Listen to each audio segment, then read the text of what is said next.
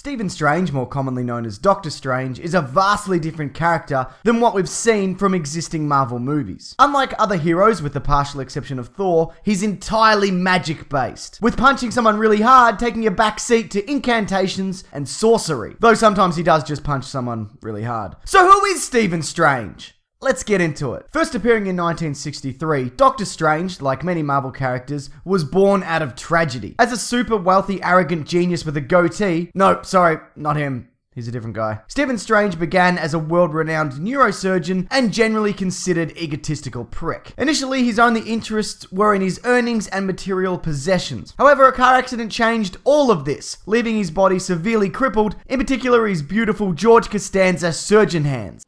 They're smooth, creamy, delicate, yet masculine.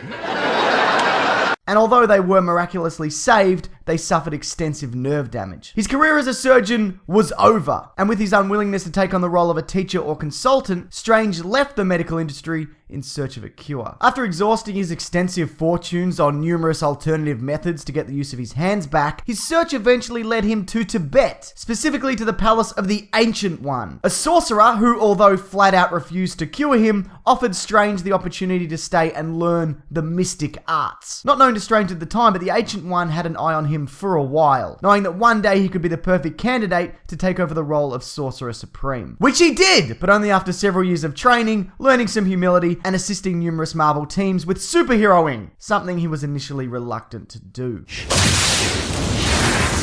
As mentioned, Doctor Strange's powers stem purely from magic, a lot of which he draws from numerous magical entities, mainly the Vishanti. Through the use of hand gestures and vocalized incantations, he can also perform various spells. His abilities consist of, but aren't limited to, flight, telekinesis, transmutation, teleportation, alchemy, telepathy, astral projection, hypnotism, and illusions. He's also in possession of multiple magical items, including the Eye of Agamotto, which can perform a range of tasks extending from breaking through any lie or illusion to reversing time. It's very powerful, you shouldn't leave it on a bus. He also has the Cloak of Levitation, which does what the name of it says it does, plus it can operate solely on thought. The Orb of Agamotto, that can peer into other dimensions and show anything that may threaten the Earth. And the Book of Vishanti, which contains the most powerful and secret white magic spells from across all dimensions. Some of the items he possesses you can only make use of if you are pure of heart, something Stephen Strange managed to do. But without his magical abilities, Strange is reduced to a normal human being whose unstable hands would make him terrible at calligraphy. I mean, calligraphy looks hard though. It's a very specific skill. There's no guarantee he'd be good at it anyways. You know what? It doesn't matter. He's also skilled in hand-to-hand combat, or should I say hand-to-broken hands combat, honing his moves with the help of Wong, his incredibly helpful and loyal monk assistant.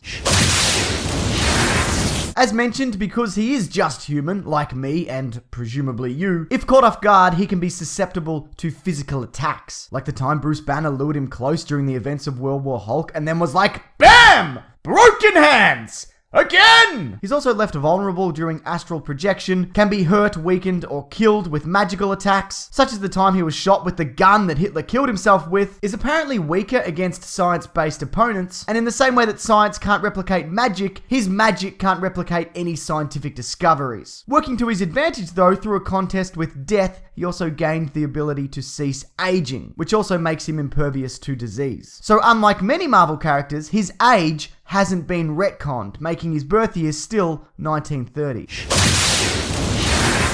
A Doctor Strange movie in one form or another has been in the works since the mid-80s, with the likes of Wes Craven, David S. Goyer, and Guillermo del Toro all attached at different points. He's also made appearances in multiple video games, not always as a playable character, and various animated Marvel series, such as Spider-Man: The Animated Adventures, The Incredible Hulk, and The Superhero Squad show. He's also the subject of his own animated feature from 2007, and in 1978 there was a Doctor Strange TV movie that was intended to lead into a full series. And it's exactly as good as it sounds.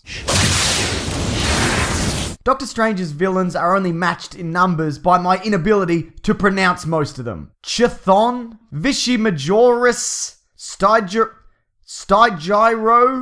Zemenu, Isklior, Dukator, Duom, So many. The rumoured ones, however, for the upcoming movie directed by Sinister's Scott Derrickson are Baron Mordo, also a student of the Ancient One, only gone bad, Dormammu, the ruler of the Dark Dimension, an all-round terrifying magical asshole, plus a giant mindless one, whose kind possess no free will of their own, but can be manipulated by others into doing their bidding. Just like that politician you hate from whatever country you're from. Ha! Politics. Stephen Strange has also opposed Thanos with other heroes in his attempts to attain the Infinity Gauntlet and is currently in possession of the Soul Gem, all of which would fit snugly into Marvel's plans for the Avengers 3. Strange, of course, has been referenced in Marvel movies before, being name-dropped in The Winter Soldier and the Orb of Agamotto being present in Thor from 2011. No doubt introducing a character like Stephen Strange will certainly shift the Marvel Cinematic Universe in a big way. The same way introducing the Guardians of the Galaxy expands the MCU